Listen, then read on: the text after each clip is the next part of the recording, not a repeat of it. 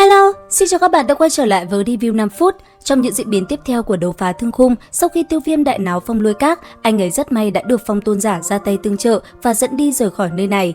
Không bao lâu sau, ở trên lưng Cự Ưng, chứng kiến Tiêu Viêm lấy ra máu và cánh của Thiên Yêu Hoàng, Phong Tôn Giả cùng Mộ Thanh Loan và Lâm Diễm không khỏi kinh ngạc.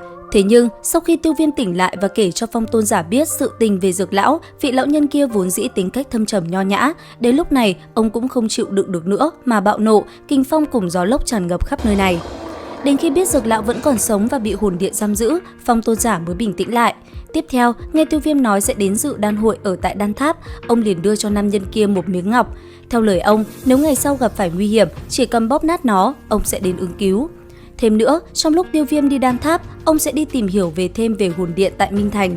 Đồng thời, ông sẽ tìm cách liên lạc với một vài người có giao tình với Dược Lão năm xưa.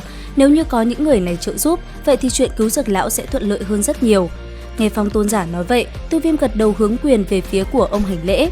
Sau đó, anh ấy cũng mau chóng cùng Lâm Diễm rời đi. Khi Tiêu Viêm đi xa, Phong Tôn Giả mới thở nhẹ một hơi nói: "Lão gia hỏa, cuối cùng cũng có tin tức của ngươi rồi, yên tâm đi, ta sẽ cứu ngươi ra." Tiếng nói vừa dứt, cuồng phong từ người Phong Tôn Giả nổi lên, con Cự Ưng gầm lên một tiếng rồi hóa thành một đạo lưu quang biến mất ở cuối chân trời. Cũng trong lúc đó, ở tại một nơi xa, bóng hình Huân Nhi sau bao lâu rốt cuộc cũng xuất hiện. Vừa khi nàng tỉnh táo lại thì Lăng Lão đã đi tới và báo cho nàng biết tin Tiêu Viêm đã tới Trung Châu, đồng thời cũng nói cho nàng biết một vài sự tình liên quan tới Tiêu Viêm. Nghe thấy tin tức này, Huân Nhi vui mừng, một cỗ năng lượng ngập tràn cũng liền lan ra. Sau đó, thân ảnh của nàng cũng rời khỏi cổ giới. Trở lại với Tiêu Viêm cùng Lâm Diễm, sau khi cáo biệt Phong Tôn Giả, mang trên mình chiếc áo bào đen, hai người bây giờ đã xuất hiện ở Thiên Phong Thành, nơi có không gian trùng động, có thể trực tiếp dịch chuyển tới trung tâm của Trung Châu. Trên đường đi, Tiêu Viêm cũng tiện rẽ vào mấy cửa hàng mua một ít thú hỏa để tu luyện Lộng Diễm Quyết, sau đó mới cùng Lâm Diễm tới trung tâm của tòa thành. Đến vị trí trung tâm, nhìn cái không gian trùng động khổng lồ do hai vị đấu tôn tạo thành, Tiêu Viêm cũng có chút hứng thú. Trao đổi với Lâm Diễm một chút, hai người liền đi vào bên trong không gian trùng động. Sau đó, bên trong không gian kia, trên con thuyền lớn để Lâm Diễm lái thuyền, Tiêu Viêm rất nhanh đã ngồi xuống và bắt đầu tu luyện Lộng Diễm Quyết, cuốn công pháp mà anh ấy lấy được từ hang động của địa ma lão quỷ. Mang thú hỏa mình mua được ra bên ngoài, Tiêu Viêm bàn tay khẽ động, anh ấy cũng nhanh chóng làm theo hướng dẫn và ngưng tụ hóa sinh hỏa. Cứ thế thời gian dài trôi qua, đúng vào lúc con thuyền đi tới cửa ra, Tiêu Viêm rốt cuộc cũng thành công luyện ra hóa sinh hỏa. Nhìn về phía trước, ánh mắt Tiêu Viêm trở nên nóng rực, thanh âm vang lên nói: "Đan vực, Tam Thiên Diễn Viêm Hỏa, ta tới đây."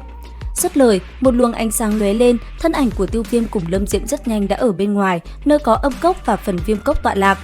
Tới được nơi này, Tiêu Viêm cảm thấy vô cùng hứng thú. Điều này cũng bởi phần viêm cốc chính là nơi đã sản sinh ra Thiên Hỏa Tam Huyền Biến, bộ công pháp đã làm bạn với mình trong suốt quá trình trưởng thành. Hơn nữa, nơi đây còn có một loại dị hỏa tên là Cửu Long Lôi Cương Hỏa, đây cũng là một loại dị hỏa quý giá, khiến Tiêu Viêm cũng có chút để tâm. Trò chuyện cùng Lâm Diễm một hồi, Tiêu Viêm cùng hắn ta liền phóng người đi hướng về tòa thành, nơi gia tộc của Liễu Kình ở đó. Thế nhưng vừa tới tòa thành nhỏ, hai người lại bất ngờ được nghe tin dữ, Liễu gia cùng Trình gia đang tranh đoạt quyền kiểm soát không gian trùng động. Bởi vậy, hai người rất nhanh đã tới xem náo nhiệt. Đúng vào lúc Liễu Kình chịu thiệt, định từ bỏ quyền kiểm soát không gian trùng động, thì Lâm Diễm dẫn theo Tiêu Viêm lăng không đi tới. Ngay khi thấy Tiêu Viêm lăng không trên trời cao, Lâm Diễm kinh ngạc cùng sợ hãi, hắn ta thật nể phục tên gia hỏa kia, trong thời gian ngắn như vậy đã đột phá tới đấu tông, so ra chính mình cũng không thể so được nữa rồi. Còn Tiêu Viêm gặp lại Liễu Kình, anh ấy cũng rất vui, ngay lập tức hai người liền hỏi thăm nhau một chút. Biết tin Tiêu Viêm từ Phong Lôi Các đánh chiếm một phen, không chỉ Liễu Kình mà toàn bộ Liễu gia nghe vậy cũng phải kinh sợ. Tới đây, biết được thực lực của Tiêu Viêm, Liễu Kình cũng liền nói cho anh ấy biết sự tình mà gia tộc mình đang vướng phải. Thế nhưng, chỉ cần có luyện dược sư cấp 7 ra mặt, mọi chuyện đều có thể giải quyết. Nghe vậy, Tiêu Viêm liền đại diện cho Liễu gia hướng về vị trưởng lão của phần viêm cốc hành lễ. Thấy thế, bên phía Trình gia liền đưa ra một vị lục phẩm luyện dược sư để cùng Tiêu Viêm so đấu. Lần này, cuộc so tài sẽ chỉ dùng tới linh hồn lực lượng.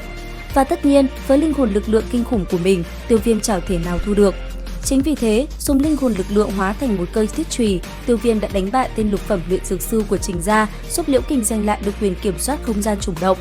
Xong xuôi, Tiêu Viêm cùng Liễu Kình hàn huyên một chút, rồi liền cùng Xích Hỏa trưởng lão đi tới phần viêm cốc một chuyến. Lần này tới đó, mục đích của Tiêu Viêm chính là xem qua dị hỏa, bên cạnh đó là tìm cách thu thập thêm hai biến còn lại của Thiên Hỏa Tam Huyền Biến. Và liệu rằng Tiêu Viêm có đạt được mục đích của mình không? Theo dõi kênh để biết thêm chi tiết nhé. Xin chào và hẹn gặp lại!